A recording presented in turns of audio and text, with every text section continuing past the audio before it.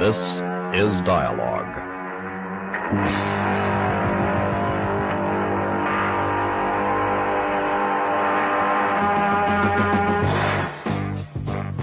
Dialogue, a presentation of the Public Affairs and Special Events Department of KLRB News.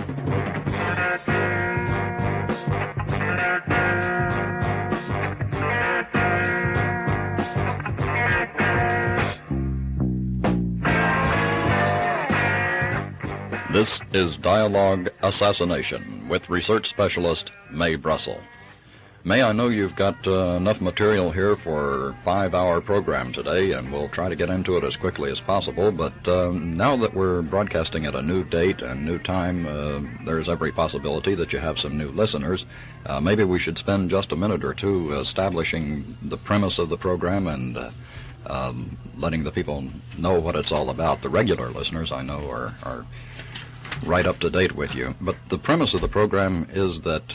Well, the premise of the program, Bob, is to show that there are murders in this country, political assassinations, taking place systematically, that they're not isolated homicides. That is the first purpose of the show. And the second is to show how these murders are concealed from the population in the United States and around the world, or how they try to conceal them through mishandling of evidence or planning evidence and controlling of the news media. And the third purpose I have in my research is to say that these murders, such as that of John Kennedy or Martin Luther King, Robert Kennedy, are not isolated murders that do not affect today's headlines, so that in the show each week I try to bring newspaper articles, preferably from the morning that we do the show, to show how our lives are affected by today's headlines through the killing of these men, that certain persons have power today to affect changes in our life. And you do assert that on that tragic November 22nd day in Dallas, Texas, our government was literally overthrown. Literally overthrown. Yes, more and more people who are doing research into the assassinations and the murders taking place are becoming extremely aware that it was a total military coup, which leaves us with three choices. If what I am saying is true, and if my research is accurate, it leaves the United States with three choices, and they're important because this is an election year and supposedly we do have choices. And the way I narrow it down is that we can, in the first place, become aware of the problem and get the government back into the hands of people other than that hidden government. John Kennedy referred to a hidden government behind my back, and he removed Allen Dulles from the CIA and other top officials, and Allen Dulles was put on the Warren Commission to handle all the evidence of the conspiracy after John Kennedy was murdered. I feel there is a shadow government, and this can be carefully documented in those 5 hours you talk about, or 10 hours, two governments running the front man and the back man, the front military system and the behind-the-scene military system, the president and the people who give the president orders, on down the line. And if you become aware of this problem, maybe through a group of intelligent young people growing up, young lawyers, scientists, citizens, students, politicians, they may separate the front man from the back man and do something. The other choice is to continue into a state of fascism. They're talking about lobotomies up at the prison system and isolation of the radicals. There's a very carefully designed way to take care of all protesters that will get tighter in 72, and fascism will get a stronger hold. The appointments to the Supreme Court are very serious. Mr. Powell, Mr. Rehnquist, and Richard Nixon controls the minds of the court for all practical purposes now. And with fascism, then you get guerrilla warfare like Vietnam, which would take us into 30, 40, 50 years of endless guerrilla warfare in this country, because no group of people can hold us down with all their technology and surveillance. The people will rise up, but it'll be bloody. And then the third choice would be an eventual invasion from the third world, Russia and China, to free the citizens of the United States, like we went into Germany to free those people. And those are the only three choices I think we have now. And that sort of thing is making headlines right now, this week, this past week. with the discovery of the bombs that were planted at various banks, 3 banks in Chicago, 3 in New York, 3 in San Francisco. Yes, even on a world scale, it's the guerrilla warfare that you referred to. It's already in progress. Well, the guerrilla warfare, we could do, an hour show just on my documentation of that. But what we see now is that Japan is going to line up with the Third World. They're turning their back, no matter how Richard Nixon entertains Mr. Sato. Japan sees Richard Nixon and America for what it is. The other nations are turning away from us. India said this week we have to take Asia into the hands of the Asians, turn our back on the United States. Trudeau is having a rift in Canada because they want to turn their back on their economic dependence upon the United States. All the major countries are going to line up. England joined the common market. They're all recognizing the rebuilding of the Nazi fascist cartel with Richard Nixon and the people in power today, and we will be isolated, as Germany eventually was, and everyone had to come in and free it from its fascism. And this past week, India recognized North Vietnam. As far as Japan goes, the people, the man on the street and the press have always been, I won't say always, but have of recent years been violently anti-American. And now the business community is becoming so. We're losing all of our friends because we have a government here that is trying to pull us back to the 19th century, and it just won't work. With radio, television, and information coming out and bombs falling on the heads, such as we're doing in North Vietnam now, the pounding they got just last night is so horrendous, and the men talk peace, but we're not having peace, and the world recognizes it. Okay, well, I'm going to turn Mae loose on you in just a moment, but first, I think one more thing that we ought to touch on for any new listeners we might have, and that is the scope of your research. Our regular listeners are aware of the vast amount of research that you've done. It's over 8 years' work.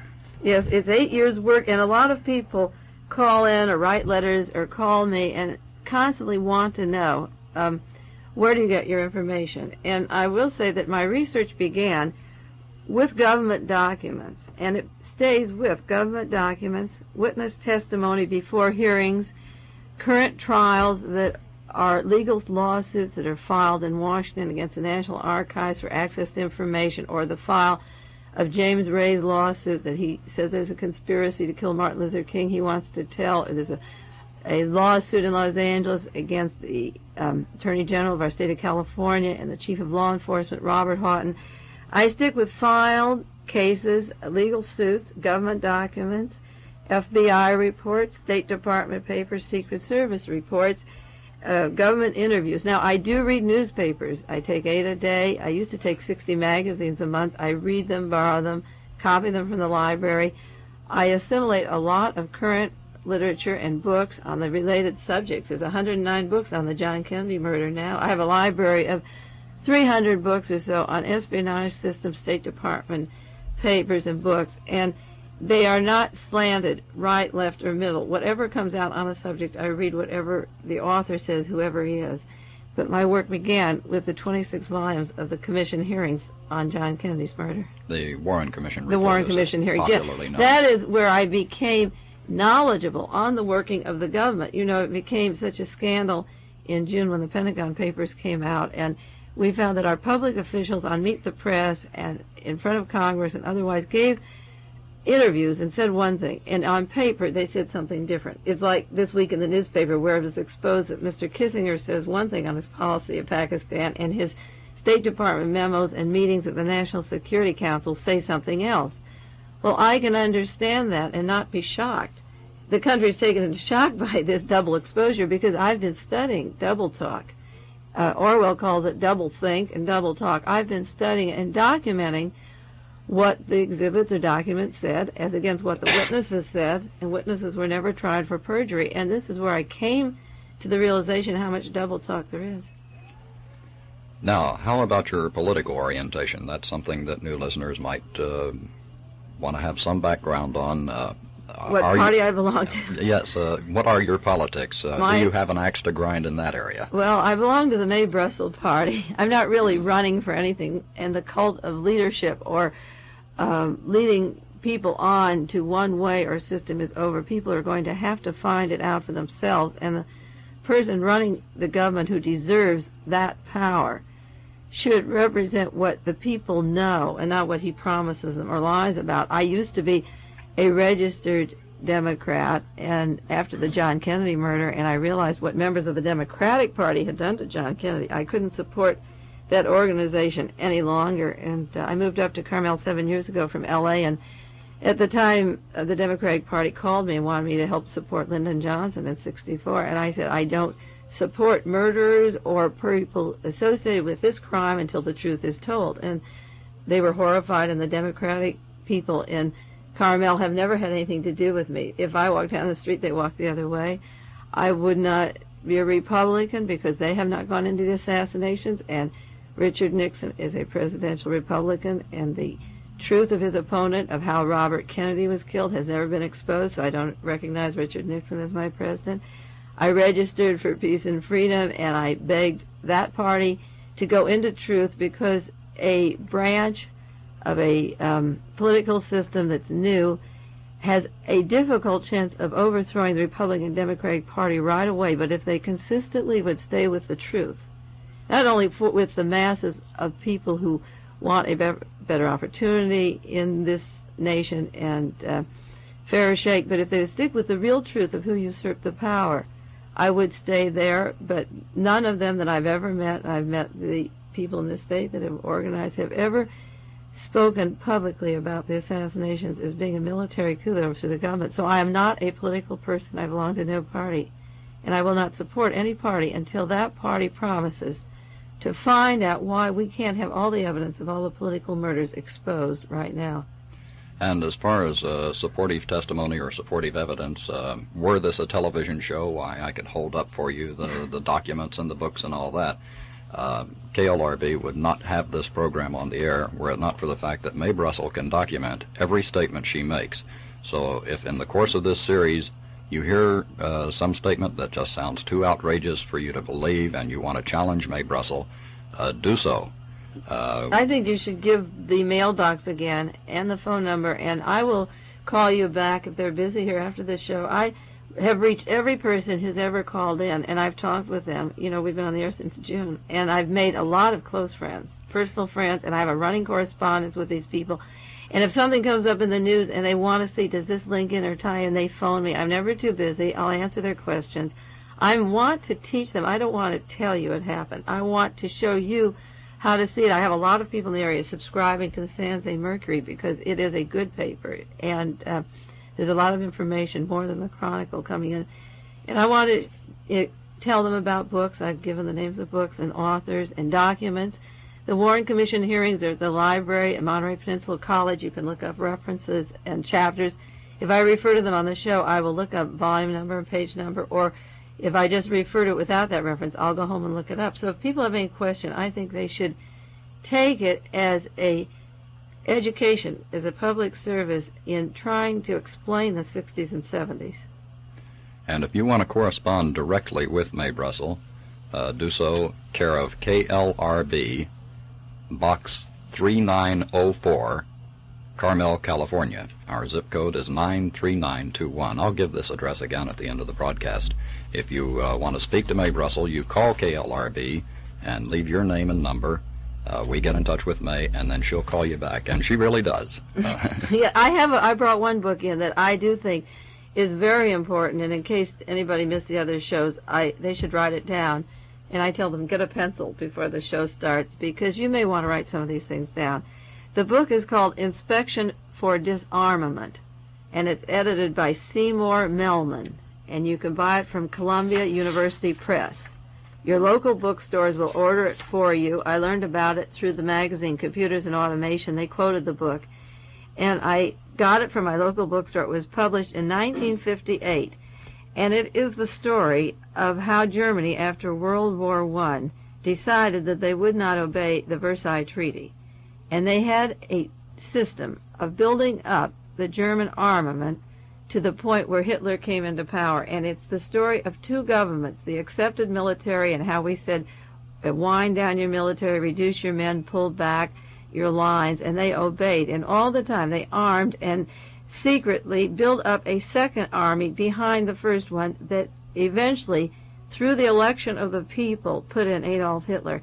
And in the process of this rearmament of Germany from a defeated military position to almost ruling the world, they went through the process of killing 400 people. Well, they give a figure of 400 political people, leaders in the nation that were important, that they had to do away with, who could stop their rearmament or get wind of this secret government. And I bring this up because in my research I could read off, I brought a list today of people who have been systematically killed by this same group. And I think we'll go into that in a moment because we're talking about the past political murders. And Bob, I'd like to do maybe a television or radio first. This is a radio first. In predicting the murder of a man in California and documenting it today, based upon my research of the process that happened in Nazi Germany that was transferred through Reinhard Gehlen, chief of German intelligence, to Allen Dulles and John Foster Dulles, into our State Department, into our policies, which is happening today. So that if we have defeat in Vietnam, or if we had defeat in World War II, in the sense that we couldn't go on through and conquer Russia. See, we can. Well, now, when you say Nazi, you're not like someone on the street screaming at another person, "You fascist pig," or something like that. You mean that literally? That I mean von Nazis... Braun, the top Nazis from the Space Intelligence Agency, aerospace industry in the Southwest that own armament, munitions factories, a group that came in with the space, others are into munitions. I mean the German Nazis that came into the United States, and the chief of Nazi intelligence, Reinhard Gehlen, who was chief of all Nazi intelligence, worked with our OSS and Allen Dulles. He would meet in Switzerland, and when Hitler was defeated, he became part of the U.S. government espionage system and helped form the CIA. All the time that McCarthy was yelling about communists in the State Department, we were reconstructing the entire CIA with the help of Reinhard Gehlen, Hitler's intelligence chief, and he gave us all of his agents behind the lines and everywhere and infiltrates them into this country today. And I hit upon this group of people in my research when I was cross-filing in the commission documents who were the people that Lee and Marina Oswald knew in the Dallas-Fort Worth area. And all 28 of these people I could narrow down to coming into an intelligence type of operation, and it began, it took years of research to siphon out who these people were and who they were connected with and how our State Department really was formed. So when people point out similarities between some of the things that are happening in this country as far as repression and government policy and all that, and what happened in Hitler's Nazi Germany, it's not coincidence. Oh, it's not coincidence at all. And if you begin now to take a list of people who are dying off, and if you were really to go into the background of their murders, you would see a careful pattern. Like I did 8 years of intensive research on the John Kennedy murder, just on Oswald, the agent of the CIA. And in that process, Robert Kennedy, in the meantime, was killed, and Martin Luther King and other people. And the similarities between the way these murders affected the cover story, the getaway, the media control, led me to study superficially, not in intense research yet, many, many other murders. But Bernard Fensterwald, attorney in Washington who used to do research work for Kefauver, has a committee called the Committee to Investigate Assassinations. And Bernard Fensterwald is a prominent attorney. He used to be Senate Crimes Investigating Committee chief. And he's writing a book on one chapter on each one of these murders now, on the murder of Walter Reuther. I have a list here I brought in that is comparable to the Nazi 400, and I might read it off. We have our president, John Kennedy, and then our candidate for presidency, Robert Kennedy. And the civil rights group, you have Martin Luther King, Malcolm X, Medgar Evers, and Whitney Young. And the Black Panther, Fred Hampton, and Mrs. Pratt in Los Angeles, at least 28 of the top Panther leaders, Bobby Hinton, George Jackson. Ruben Salazar is the major assassination of the Mexican-American leaders down L.A. who is catching on. The political leaders, Lin Pao is a new victim of the East-West conflict, the man that Mao Zedong was to have succeed him. Adlai Stevenson, Dag Hammarskjöld, Patrice Lumumba. I'm rattling these names off, Bob, but there's a play that just opened on Broadway called Murderous Angels, on the murder of Dag Hammarskjöld and Patrice Lumumba and the link between them. And well, you've linked all of these names all of together. These all the time, yes. But this play just opened last week. The same people were involved, the same organizations, That's the same methods were used. In other words, They're all what you're linked. asserting is that they are all linked. They're all linked. And people have taken them as individual murders and not seen the link of Mr. DM and Mr. New. The Pentagon paper now says, the CIA was instrumental in killing this. But I have other names like Moshe Shambe, Abdel Nasser, Jacobo Guzman, who was the ex-president of Guatemala, Che Guevara, James Forrestal, and Mr. Kefauver. That's the close friend of Mr. Fensterwald, that he's investigating his murder. He was against the syndicate and the crimes, and he believes that was a political murder. And Joseph Colombo, again. And then Penn Jones in Texas has written 3 books. They're called Forgive My Grief, Volume 1, 2, and 3, on the murders of all the people associated with the John Kennedy assassination who had evidence of material that would change the effect of the minds of Americans if it ever came to trial.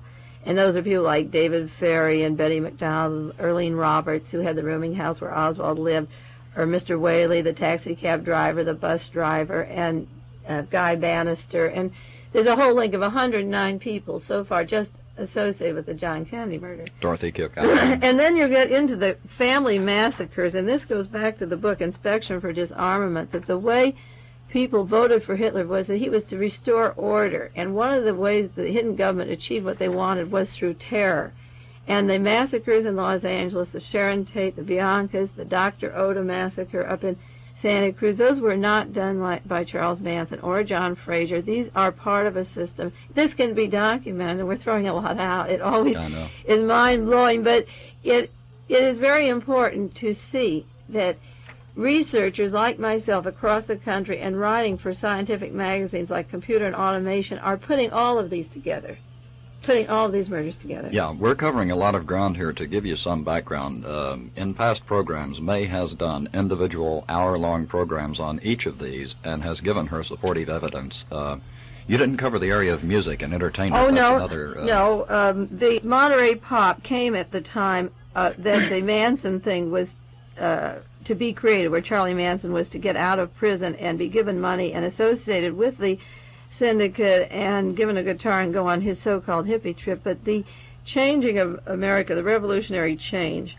really was symbolized in the Monterey Pop. And I guess I turned on to the big change because we live in the area, and I'm sensitive to what was really happening. It reached all over the world.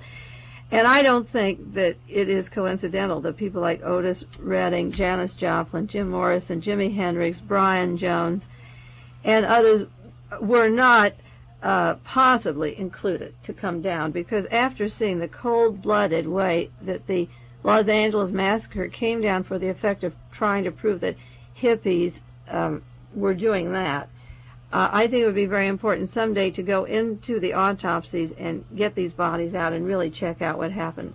A lot of them haven't had autopsies. You've built a pretty solid case on the death of Marilyn Monroe also. Yes, that is another story all in itself that has to do with Robert Kennedy.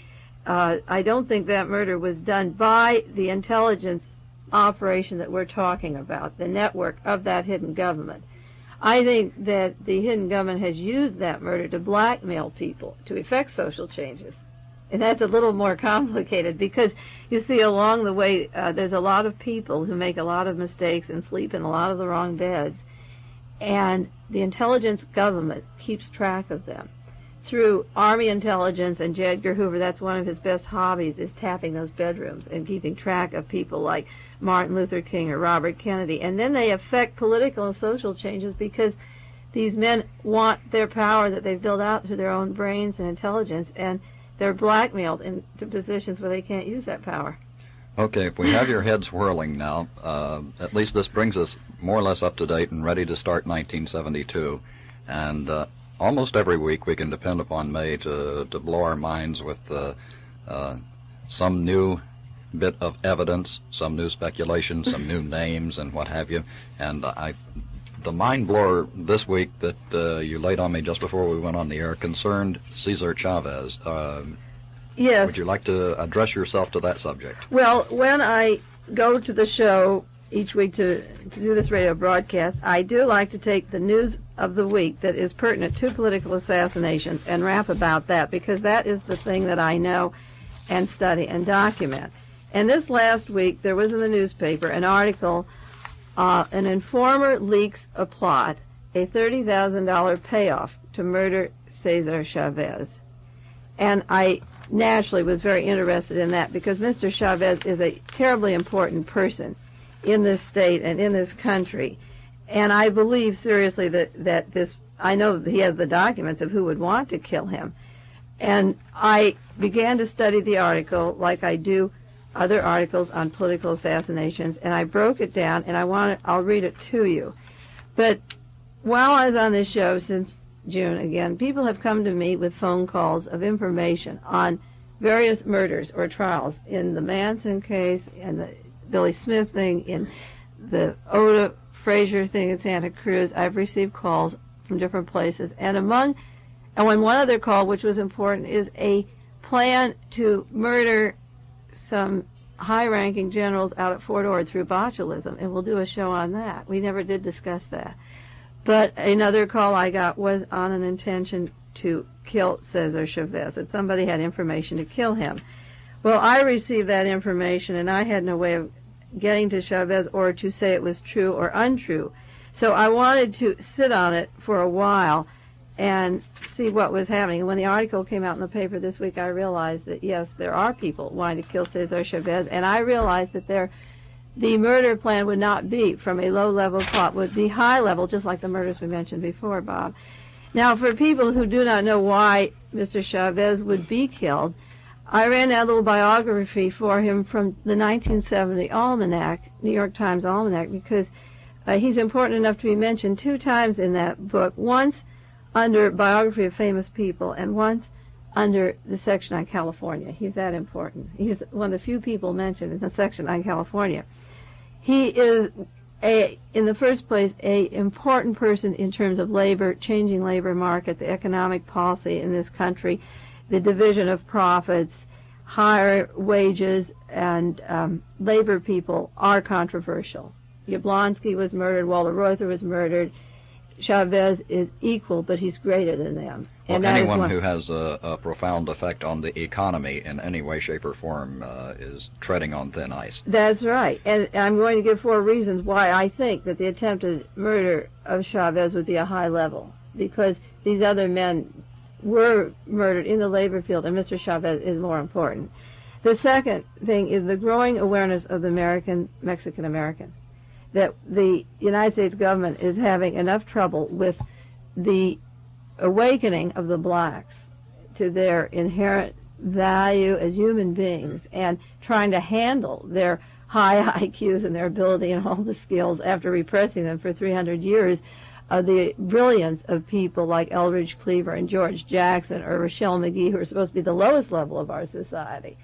They're coming out on top. They are the thinking minds. James Baldwin, they are the men who are telling us where it's at in terms of poetry, of feeling, and legal expertise. You mentioned legal Rochelle expertise, McGee. Brilliant minds. You know, I mean, we're not going to any of the known other talents, but we're going into it's a complete turnabout. And we're throwing out the whole idea of IQ tests and all kinds of things. This is another revolution, that is coming along, a social revolution.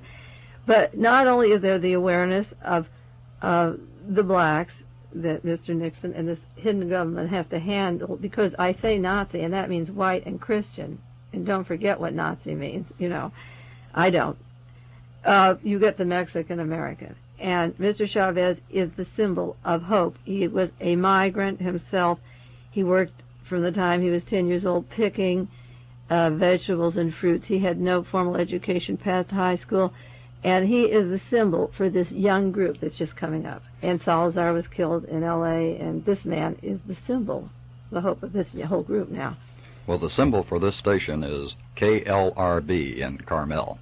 And you're listening to Dialogue Assassination with Mae Brussell. Okay.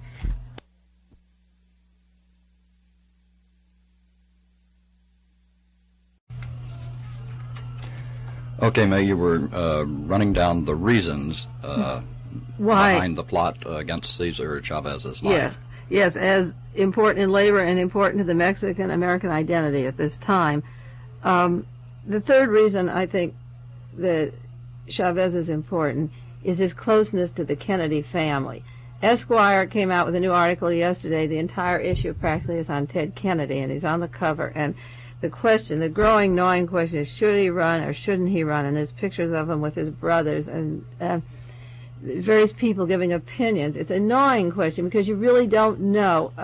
The National Guild is such that he just could push the thing over. The two political parties are splintered.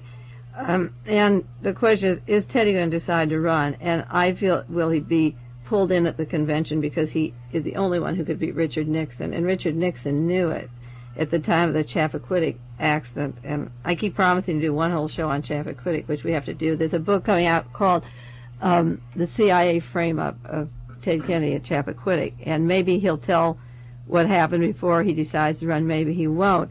But if Ted decides to run, the closeness of the Kennedy family to Chavez is important. Robert Kennedy came out here and broke fast and sacrament with him after the strike, after the fast that Chavez had, and the Kennedy family has been very close to Cesar Chavez. Ethel Kennedy was here in Salinas. Ethel Kennedy was here in Salinas. And in the article on the assassination attempt on Chavez, it says that when Edward Kennedy learned that this informer had given the information out on who was going to kill him, he was instrumental in getting $10,000 paid to the informer to get more information. And I think the meeting of these lives is like the sinking of the Titanic or the saving of it at the iceberg meeting the ship. I feel that these lives are intertwined. If we have time, I wanted to read a poem called The Hangman, or maybe you could read it. I brought it in. The lives of these men running for political office or doing political things like Mr. Chavez, or related to those dead bodies in Dallas or in Arlington Cemetery, and he can't avoid them. Neither can Ted Kennedy. And Ted Kennedy has to know, that if Cesar Chavez is killed, he'll be killed. And if Mr. Chavez lives, Senator Kennedy could still be killed. But he has been instrumental in sending $10,000 to the informer to find out. So you know that he wants to preserve this life of Mr. Chavez, and I'm sure his own too. And we want to preserve them too. This is why I'm on the show. This is what it's You haven't mentioned it, but would the mere fact that he is a Mexican-American, the racist implication there, would that also be a factor? Well, no, not so much. I think we're learning to live with that if they're good Mexican-Americans. That is, they keep their place and they don't try to make any impact on our... Well, yeah, like Mr. Dimely up in Sacramento, who came out this week for Hubert Humphrey. He's safe. He doesn't need a bodyguard. There's nobody who's going to wipe Mr. You can be black and live in America, you know. Nobody's going to get you. It's just if you rock the boat. Mm-hmm. You know, if Mr. Dimely came out for Shirley Chisholm, then he may not get money to run the next campaign. That's where it's at. And you have to keep track of these fellows because you know who's safe and who isn't safe. It isn't your color anymore. It's who your affiliations, yeah. Yes, yeah. A big difference between being a force in the NAACP and being a force in the Black Panthers. Yeah, no, they're not just killing you if you're Mexican American anymore or black. It's something different. The fourth reason it would be necessary to kill Mr. Chavez is that he's difficult to duplicate. That men with charisma don't come along often.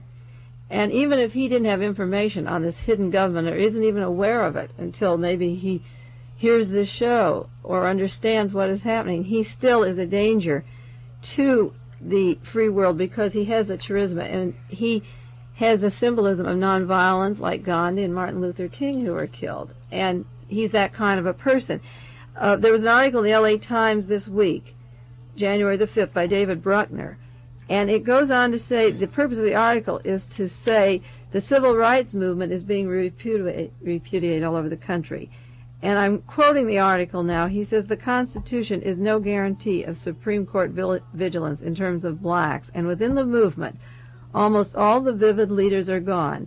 Whitney Young may have been the last activist who could have pulled all the disparate elements of the movement together. Young was one of those who could unite the people in a fight for new advances in rights. End quote. Well, Whitney Young is dead, and he's on my list, and I don't like the waves that knocked him down over in Africa, who he was with, because the same man that was with him when he died, Ramsey Clark, you know, the favorite of all the liberals today, was the man who got on the news media the day that Martin Luther King was killed and said it was lone assassin, no conspiracy, and they didn't have a shred of evidence to back that up. And that is And there never was a trial in that case. Never was, but there was the Attorney General telling it was a lone assassin, which is identical to McGeorge Bundy sitting in the war room at the White House and calling Lyndon Johnson, Air Force One, when he came home from Dallas, and saying it was a lone assassin, Oswald is the man. And this is documented in the December 71 issue of Computer and Automation, that McGeorge Bundy gave that information to Lyndon Johnson when the Dallas police hadn't even charged Oswald with the murder. And it came from the White House, McGeorge Bundy. So you have the same people doing the same song and dance in all of these murders. And this is why I rattled the names off. But I have documented speeches, phone calls, published documents that you can read if you want to see them. December 1971, Computer and Automation. It's an article on why the CIA killed John Kennedy, and it goes into the role of Asia and how 3 weeks after his death, 3 weeks after, the war escalated at a tremendous pace. And in researching how many people were killed in Vietnam or what the troops were doing, there was nothing noticeable in any movement of the Viet Cong in those 3 weeks to instigate an escalation. And McGeorge Bundy was in on this whole thing. He's named over and again by the researchers, but he gave the message to Lyndon Johnson that Lee Harvey Oswald was the lone assassin, and that's the way it stayed from that day on. Now, let's get back to the background on Chavez. Chavez. Yeah, well, James Ray, and then the other reason that I have for believing that it's a high-level plot and not a local-level plot is that it is an election year. And to back that statement up, why it's important to kill Mr. Chavez in an election year, you'll have to go down to Memphis, Tennessee, and ask James Ray why Martin Luther King had to be killed in an election year. James Ray has said it was a conspiracy that had to be done in an election year. He was hired 18 months before. He was let out of a Missouri jail and went on his way and ended up in a motel in Memphis across from the Lorraine Motel. Who decided it had to be an election year is the first question. Apropos of that, the Warren Report was completed. The orders where it had to be done before 64 an election year.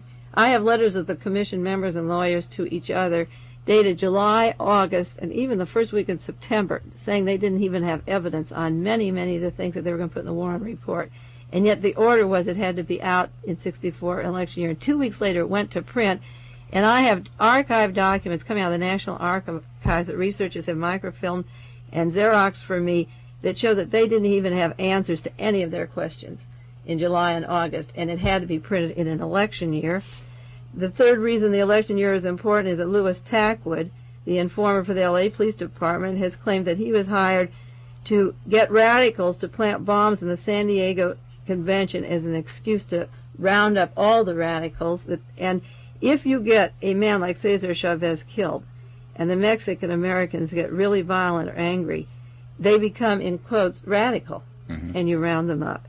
And the next reason is that the killings at Attica and of George Jackson have been linked to provocateurs. The L.A. Police Department, according to Louis Tackwood, had foreknowledge of the George Jackson killing. The purpose of ordering the guards and the prisoners slain in New York for Rockefeller's political ascendancy and so forth is linked to the violence and terror which you had in Nazi Germany, which leads to what this country wants to call chaos. The magic word for 68 elections was, quote, law and order. It brought you Spiro Agnew. You see, Agnew became vice president on the death of King because we needed law and order after those riots. And that term, law and order, the first time I saw that in a political quote, it was attributed to Adolf Hitler in 1937. That's right. Well, if you've read any articles on Spiro Agnew that are pro-Agnew, not anti-Agnew, that explain his ascendancy into the power he had, they attribute it to the death of King, that he became the great law and order man in Maryland because Brown had been there, Carmichael, and he put it all together. Agnew was carefully selected years before, but the excuse for him was law and order, and that was the bones of Martin Luther King. He ascended on that ladder, and I'm saying some pretty heavy things, but I feel that this can be documented, and it's their time to answer now. we've sat back and watched these things pile up, and I think it's time for people to get aware and to begin to write public officials. Before we wind up the show, I'm going to give you a few positive suggestions. I don't want to just throw out facts and information. I want you to begin acting. This is the year where people are taking their lives in their own hands, and we call it the year of the rat, remember? Mm-hmm. We're going to smoke them out and catch them. There's rat traps, there's rat poison. Rats spread disease, and they kill, and they bite infants when they're asleep at night, and they do a lot of pretty bad things, and there's cures for rats.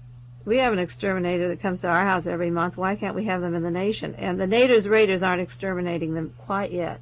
We really need a group of people saying to Nader, we'll come on out and maybe see Mae Brussell. Let's really use it the year of the rat and smoke them out.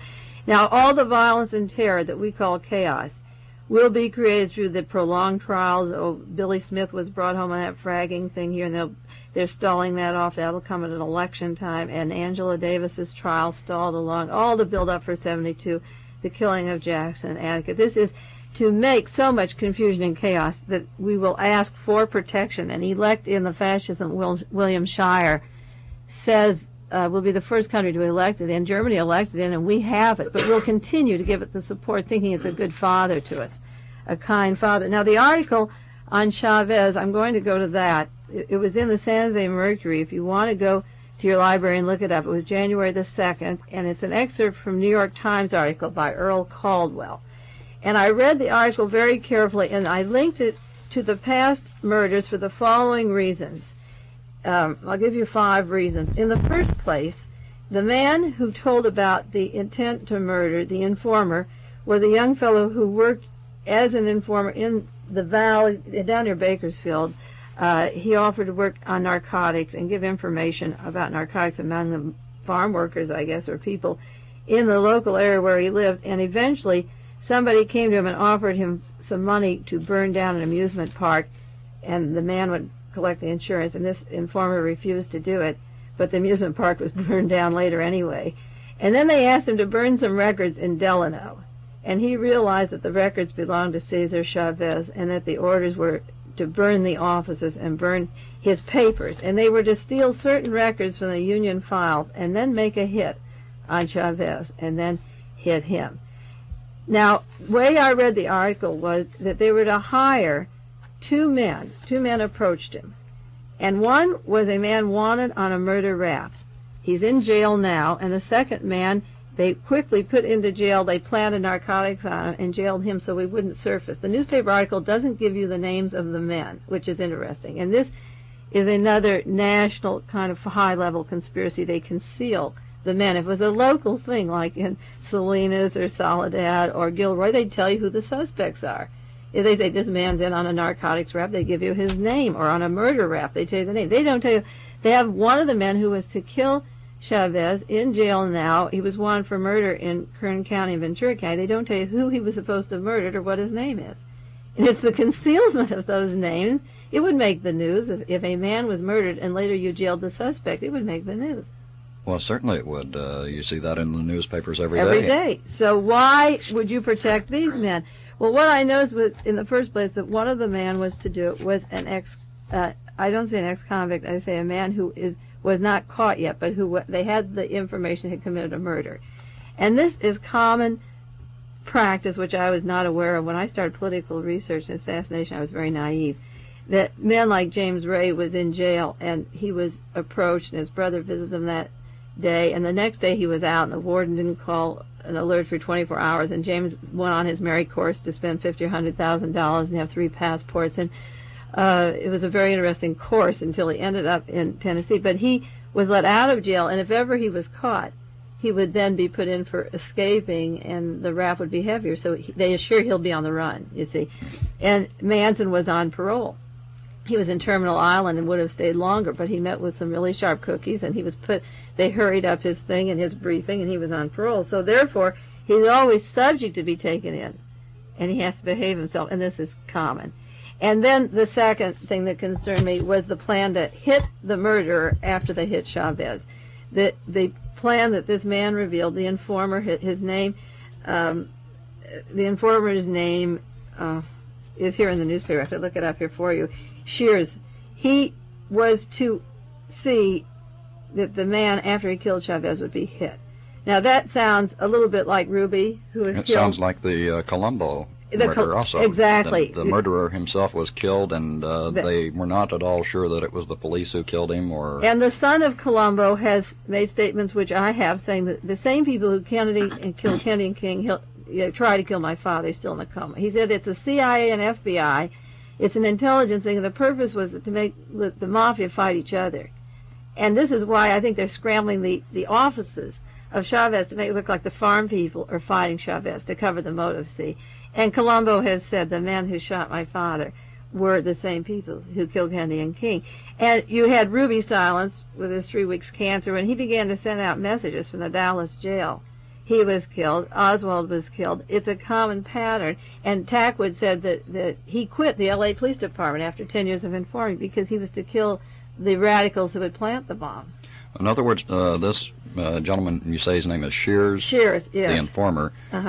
He was approached to kill the murderer. Larry Shears, with the way the article reads, Larry Shears was hired to first scramble, burn the papers in the offices, and then make a hit on Chavez that he knew the people who had killed. He wouldn't do the actual killing. Right. Yeah, he wouldn't do the killing. But he was to go into the offices and steal the records and Union files. And he claims the reason the assassination attempt has been held up is they didn't get into those offices yet. And I claim the reason they have to get to the offices is to scramble the motive of who would kill Cesar Chavez. It was necessary to mess up his offices first to make the motive look like it's the farm growers. Well, now, the person who was to actually assassinate Cesar Chavez, was Larry Shears to hire him? Or was he to make the contract, or was that being done outside of his... Well, what he said at one time there was a threat on Chavez's life, and early in the fall there was an alleged plot, and I'm reading the article now. I authorized payment for an amount that would include to an informant. I understood the information wasn't necessary. Oh, this is Donald Bacon doing the investigation I am reading. 2 key men, named by Shears as participants in the alleged plot, have been arrested on unrelated charges, and one is jailed. Neither was charged with organizing an assassination. One was arrested for murder. Because there has been no official action against any one of those mentioned by the informer, the names of the plot participants are withheld. Despite the arrest, leaders of the farm union are still worried. Shears said that his tapes and documents proved he worked with the federal agents, and the government authorized the payment of $10,000 for him as his role as an informer in the case. He went to the Narcotics Bureau and Treasury Department to get money to pay these men to check. You know, he was going to keep watch on them, but to see if it was real. He was to get money for these killers, evidently. He was involved in transferring. The Treasury Department sent out money to trap them, and he used to use that money for arson. It says he had a copy of a voucher showing the payment was made to him for information evidence necessary to identify those persons, providing their names are withheld, and funds to arrange the arson and murder of Cesar Chavez. He has a canceled check for $500 issued through William Vizard, Special Investigator of the Alcohol, Tobacco, and Firearms Enforcement Bureau. Shears said 3 years ago he was without work, worked in the Kern County Sheriff Department as an informer, and it was during this time that they approached him to go into the Delano offices, and then at that time they talked about that they were going to make a hit. He knows the men who were going to make the hit, but they don't expect him to do it. So he knew them, and he was offered this money first to burn the amusement park and then to burn the offices of Chavez. But now, who was offering him the money to burn Chavez's office? The Treasury Department, you say? No, a contact man. Early in the spring, a contact man who would be involved in the killing of Chavez offered him $5,000 if he would burn the records in Delano. Well, then the Treasury Department was paying him as an informer. Yes, $10,000 as an informer. He said if he blew his cover, then he would need guarantee because he'd have to leave the state after that, you see. No, the Treasury Department, the money that's coming in from Ted Kennedy through the Treasury Department is to get more information on this. But he refers to what he calls a contact man, offered him $5,000 to burn the records. And you see, I don't think if a man wanted to go out and shoot Cesar Chavez and it wasn't a high-level, complicated plot, it wouldn't pass through all these hands. You see, to go all the way from where he was up to Delano to burn those records, they're scrambling the motive. This is the way I interpret it, you see, and this is why I put in a high-level conspiracy along with the others, because this man working with them, and they didn't know he was an informer, why they offer him the $5,000, why don't they just go up and scramble those offices? See, they got many people involved in the assassinations. There's many people involved, so it's the need-to-know basis again. See, these men could just go up and take that office themselves. If they're capable of killing, they're capable of burning that office or robbing it at night, just looking like a robbery, you see. But in order to confuse the situation and make it less likely that you would track it down to who actually did it, why they hire a lot of unrelated people. That's right. Hundreds of them. Yeah, hundreds of people passed through the hands of James Ray, met many people, Lee Harvey Oswald and Manson. All of them, they go through complicated routes so that no one person is identifiable. So they go to a perfect stranger and offer him $5,000 to go up to Delano to scramble that office.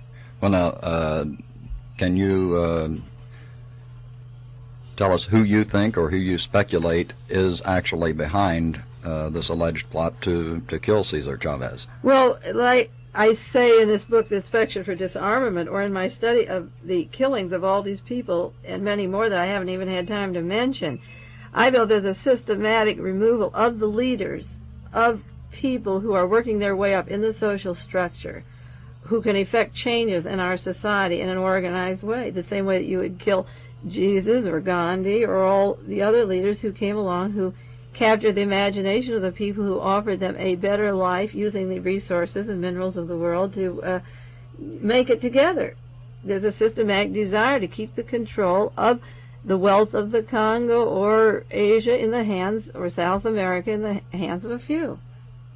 The minerals and all the goodies, I call them the goodies of the world, and to keep the races pure, you know, to keep the white Aryan tradition going. Hitler said he would live 1,000 years, and he could if we don't halt this. You see, Hitler is alive in the minds of these people. You see, the thing is, they have this cover story of they're going to have one man shoot him, and then another man will kill the man who kills him, and they'll burn the records. And Mr. Shears felt, it was his opinion, that the farm growers or somebody wanted to get Chavez, that it was a low-level plot. And I offer the theory based upon my research that it isn't low-level, that it's a high level. And just to show you how the federal government feels about Mr. Chavez, you remember when the grape strike was very bitter in the fall of the inauguration of Richard Nixon and Spiro Agnew, and it was that fall preceding the inauguration where there were the boycotts, who were very angry and so forth. And Spiro Agnew went to the point of decorating his inaugural ball with California grapes, if you remember. Now, yes, you remember that? Yes. Okay, I mean, what was it his business to get into this at the inauguration if he didn't tell you where his head is at, and if he isn't linked in all this? It was thoroughly disgusting at the time, and it came to my mind this week in thinking of all the federal places that came into this scene. And remember that when people weren't buying grapes at stores, boycotting through 2 summers, didn't have table grapes, and the controversy was very bad, the Pentagon went out of its way to buy more grapes than it ever did so that the grower wouldn't feel what the people were saying. If the people objected to the low wages and housing that the migrant farmers were getting and wanted to show our way of protesting, we say, well, what can the people do? What can you and I do? Try to hurt them economically. Yeah, I read that there's housing that the migrant farms have now that the people need. They're living in cars up in Castroville, Watsonville right now, and the housing is locked up, and they can't get any conditions open to get them into these houses in the winter, these families, until the crops grow. They're living in cars today. And the housing conditions in the camps are terrible, and when people began to really look into what Mr. Chavez was saying, they took some paint and painted the outside, you know, and tried to structure some really nice housing for these workers. But the Pentagon had the last answer over us, because if we, the people, say at our own level, what can we do? Well, we are, you know, wealthy, plump, big, fat pigs eating everything and using the earth, what the earth produces in the terms of produce and so forth, and we want to show that we want these people to have a better shape. We'll pay more for our produce, but they should have a decent wage or a decent standard of living, a place to live. When we show our protest and don't buy, the Pentagon bought more. So the federal government came right in and shipped to our boys in the service the finest grapes. So they took up the slack, in other words, so that the grape growers would not feel the impact of the boycott. That is documented. And I feel that the federal government is watching Mr. Chavez, and these are very terrible ways of saying we can handle your kind. Okay, now Larry Shearer's the two conspirators that he was in contact with, that his information came from, and that he's talking about. Both these gentlemen are in jail now. Yes, they're both in jail. The two gentlemen are in jail, and there's been no official action taken about them. And they're sitting there. We don't know their names. That I think that it would be interesting to know why. If one are we certain they are in jail? No, we're not certain of anything. We're not certain James Ray is sitting there either, unless you ask, unless you take your lives in your own hand. You're not certain. That's the point.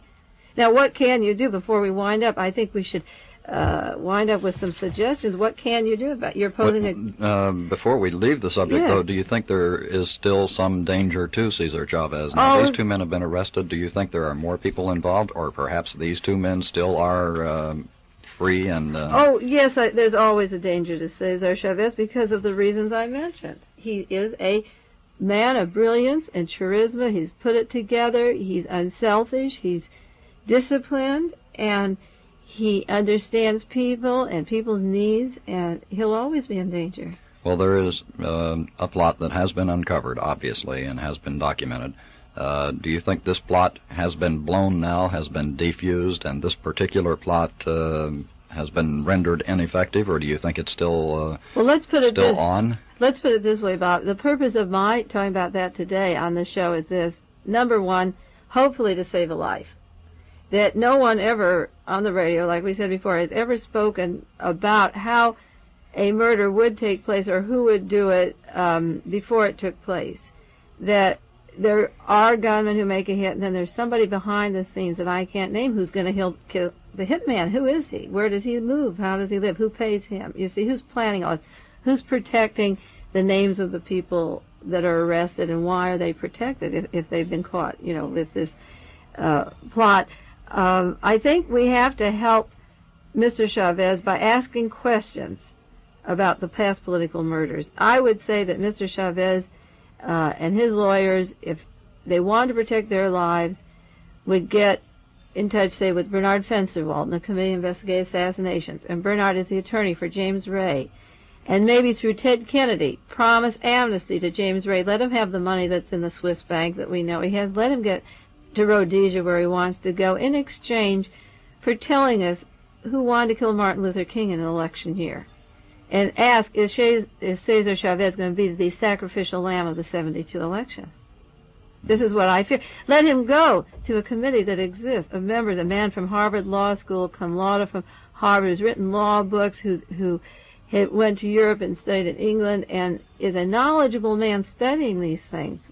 I'm Mae Brussell, a researcher, but there's documented people, accredited people in the legal profession who know what I know, and I think he should go to Washington and sit with Fensterwald and see James Ray and say, I'm Cesar Chavez, and I want to know who killed Martin Luther King and why you say it's a conspiracy. And maybe then Mr. Chavez could live. Okay, we have about another minute, May, and I promise to repeat the address and telephone number, and also I think it would be a good idea to repeat the details on that book, and we'll assume that everyone has, at some time during the past hour, gotten hold of a pencil and something to write on.